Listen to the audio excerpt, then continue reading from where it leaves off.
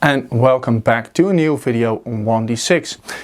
You might have noticed it's been a while, and well, it's for no particular reason, and it is. We've been busy quite a lot, some personal things came up and all that shit. But there was also some good news. Food Chain Magnate arrived, and this video will be labeled an unboxing, and I already hear you thinking, well, what happened to the cardboard? Well, I figured you might not be interested in the cardboard, but actually in the unboxing of this box. So, let's continue.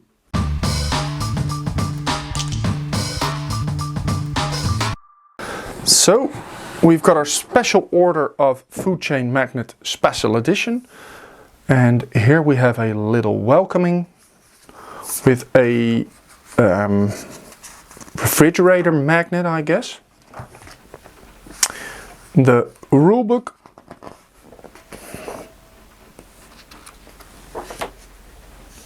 which looks very nice, and we've got some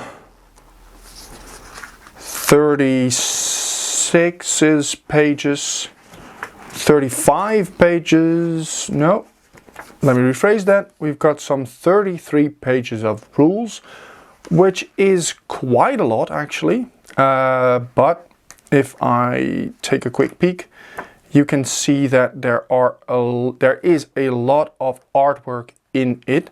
So, well, that does make sense why you need that much of, well, pages. All right, here we have our familiar punch-out cardboard. It's double-sided. We've got our menus. I'll just put it there. Here, have a look. Our menu. Alright, so here we have the menus. And this is a sort of quick reference sheet for the game with all of the phases on the front, with all of the employees and their upgrade path they can take, or this way, and here some instructions on how the advertising works of the different categories of buildings. So it's a 5-player game. We have 5 menus in each of their representative color. Where to start? Well, let's start with this. Here we have the here are the slots. So this is the tray where all of your employees or the employees are put into, and they've sort of formed a market which you can use to get your workers. So this pack I just opened. And here we have the vice presidents, the luxury manager. So as you can see, this is a one-time, and I don't know, I thought it was just a one-time in the game, but it doesn't seem to be like it. I need to check the rules, what it means. This means it's an entry-level employee. Also an entry-level employee. And some can be upgraded while others can't. Here we have the waitresses. This is also a starting. This is also a starting guy. I thought, well, no, this one produces 3 burgers, and here you can see that it can be upgraded to a burger chef, and this means that the guy needs to be paid $5 of salary.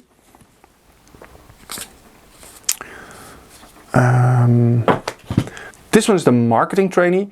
This guy is very important. It lets you also get 2 extra workers or be placed underneath it.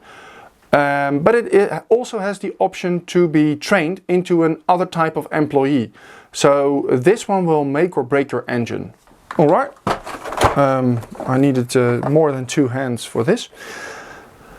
I've opened, or I let's have a look at this tray. These are the map tiles, and as you can see in the deluxe edition or in the special edition, it is double-sided cardboard, so there is some depth to it. And well, depending on the number of players you're playing with, more and more tiles will be added. So here you can see there is a lemonade stand, and here's a beer stand. Here is a house of with number 15. And so we have these different map tiles. The more players you're playing with, the more map tiles will be added to create the map. Roads do not need to necessarily be adjacent. So for example, this could be a real placement of the game, and of course you need some extra tiles. Let's put it like this. And if I am not mistaken, we are on the road for a 3-player game with this setup. So, well, as you can see, this would be quite a very interesting setup, because these houses are all pretty much grouped, while this one isn't. But there almost isn't any drinks, so this will be a very interesting game to play. This is a garden which you can place next to a building, and this helps you increase their willingness to have stuff. So instead of 3, they can want up to 5 different things, and they pay double the amount of money. Now, this is very nice to have. These are the continuous loops. So if you were to place this billboard, you could place it here. And if you would have the check mark of the first billboard campaign, then no salaries for marketeers and all campaigns will be eternal. And you would have the luxury of placing it in here, and this marketing campaign will be forever lasting. And here we have a beer marker for the brewery. And for the Coke guys or girls under us. This is an airplane stand for marketing campaign. A radio tower. So these are the milestone boards. They're all the same for everyone. I don't have the catch-up expansion, which has different kind of milestones, and every milestone has a certain advantage, and you want to have as many as possible, but the milestone can only be gained in one round. So if someone were to play the first waitress, they will get this milestone. But if another player also will play a waitress in the same round, they will also have it. If we were to go to the next round and somebody would play the first waitress, that's gone. It isn't possible to get it again. So you have to get it during the round, and if you can't, well, yeah, bad luck. You've walked out on a type of bonus. And of course these are all double-sided, and you would show it like this, that you would have this one, or with this that you don't. Here are the different restaurants. So I've forgotten the yellow one. So here they are all different in features. And this one has a duck, music themed, pizza themed, and as you can see, they all have a corner or a nook, and this is the entrance. This must be connected to the road. So for instance, this would be a legal play, this would be an illegal play, and this would also be a legal play. So for instance, this would be a legal play, this would be an illegal play, and this would be a legal play, and this could be a legal play for one round if you were to have a drive-in, because if you were to have a drive-in, then all corners are considered to be an entrance. These are the tokens that you will be needing to place on your marketing or on your homes. So for instance, this home now wants to have Coke and pizza, and you could also they might also want lemonade, but you can't get the burger on it without the gardens. These are used to put onto your worker if you are having a billboard with number 15.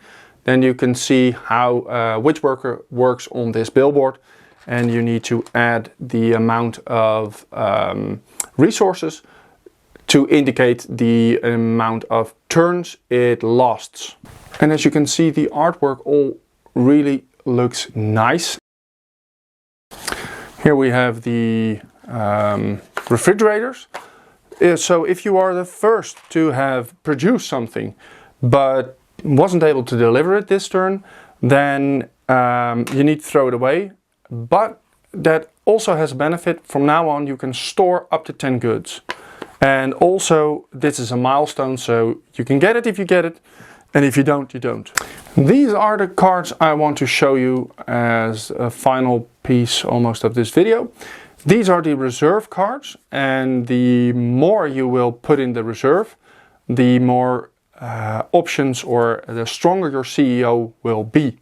So with just 100, your CEO will actually get, well, worse. And with 200, it'll get the same benefits. And if you play 300, it'll get one extra worker that it can lead. So when the game ends for the first time, it ends because the bank is broken, so it's out of money. And we all reveal these cards. If, for instance, it's a 5-player game, and we would reveal somewhat like this, this, and this. So I would reveal the bank is broken, so 200 will be added, another 200 will be added, 300 will be added, another 300 will be added, and 100 will be added. And in this case, the total revenue will be added up. So we have 600, we have 1,000, we have $1,100, and the 300 is the highest number and has been played an even amount of times as 200. So our CEO from now on will have 4 slots it can lead instead of the usual 3. Well, that's it for unboxing Food Chain Magnate. If you have any suggestions on how to play it, or any good strategies I mean, then please leave it in the comments. If you've enjoyed this video, please leave a like and even consider subscribing. See you next time.